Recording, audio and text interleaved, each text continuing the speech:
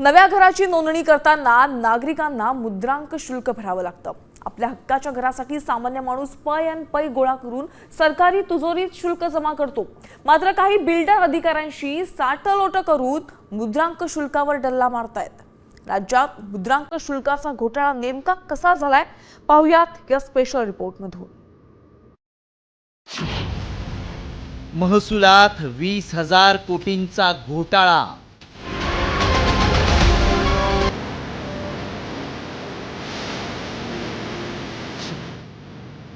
मुद्रांक शुल्कावर अधिकाऱ्यांचा डल्ला।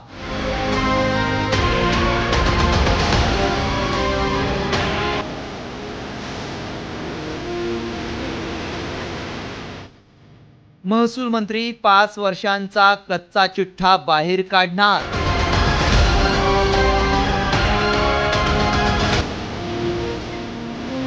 महाराष्ट्राच्या महसूल खात्यात मुद्रांक शुल्काचा मोठा घोटाळा समोर आलाय। सर्वसामान्यांकडून घराघराच्या नोंदणीसाठी 1-1 रुपया वसूल केला जातो। मात्र दुसरीकडे अधिकाऱ्यांच्या आणि बिल्डरांच्या संगनमतानं थेट सरकारच्या तिजोरीवर डल्ला मारला गेलाय। घोटाळ्याचा हा आकडा छोटा मोठा नाही, तर सुमारे 20,000 कोटींच्या घरात जाण्याची शक्यता आहे। नवी मुंबईत अनधिकृत इमारतींमधील फ्लॅट्स आणि मालमत्तांची बेकायदा नोंदणी करून शासनाचा कोट्यवधींचा महसूल बुडवला गेल्याचा मुद्दा राष्ट्रवादीचे आमदार जितेंद्र आव्हाडांनी विधानसभेत उपस्थित केला। त्यावेळी उत्तर देताना स्वतः महसूल मंत्री चंद्रशेखर बावनकुळेंनी मुद्रांक शुल्कातल्या महाघोटाळ्याची धक्कादायक माहिती समोर आणली। अनधिकृत बिल्डिंगना मुद्रांक शुल्क घेऊन रजिस्टर करणे म्हणजे त्यांना कायदेशीर मार्ग मोकळा करून देणे आणि त्याच्यातही मुद्रांक शुल्क कमी घेणे हा एक मोठा गुन्हा आहे आणि याच्यात शासनाचं करोडो रुपये नुकसान झालं आहे। आपण ह्याच्यावर काय कारवाई करणार आणि पुढील आपल्या कारवाईचे म्हणजे सूत्र कशी घालणार आहे।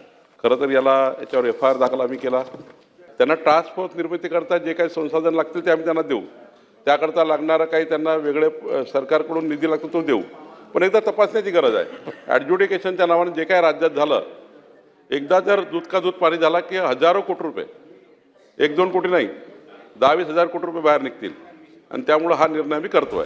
या संपूर्ण घोटाळ्याचं मूळ आहे ॲडज्युडिकेशन म्हणजे मुद्रांक शुल्काचं मूल्य निर्धारण। कायद्यानुसार अधिकाऱ्यांना मुद्रांक शुल्काबाबत काही अर्धन्यायिक अधिकार असतात। या अधिकारांचा गैरवापर करून हा घोटाळा कसा केला जातो पाहूयात। आधी एखाद्या मोठ्या मालमत्तेवर मुद्दाम जास्त मुद्रांक शुल्क लावायचा आणि नंतर बिल्डरांशी आर्थिक साटलोट करून अधिकारांचा गैरवापर करायचा आणि तेच मुद्रांक शुल्क कोट्यवधी रुपयांनी कमी करायचं। अशा प्रकारे महसूल चोरी केली जाते।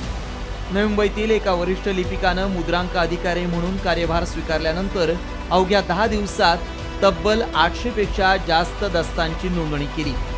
राजकुमार दहिफळे या अधिकाऱ्यानं MRTP कायदा 1966 आणि मुद्रांक अधिनियम 1908 मधील तरतुदींचं सर्रास उल्लंघन करून अनधिकृत इमारतींची नोंदणी केली।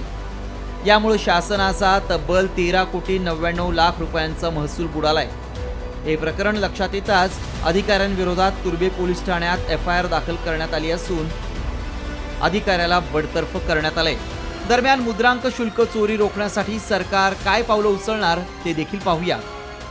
मंत्री चंद्रशेखर बावनकुळेंनी 1 एप्रिल 2021 ते 31 मार्च 2026 या 5 वर्षांच्या काळातील सर्व ॲडज्युडिकेशन प्रकरणांची चौकशी महालेखापालांच्या टास्क फोर्स मार्फत करण्याचे आदेश दिलेत।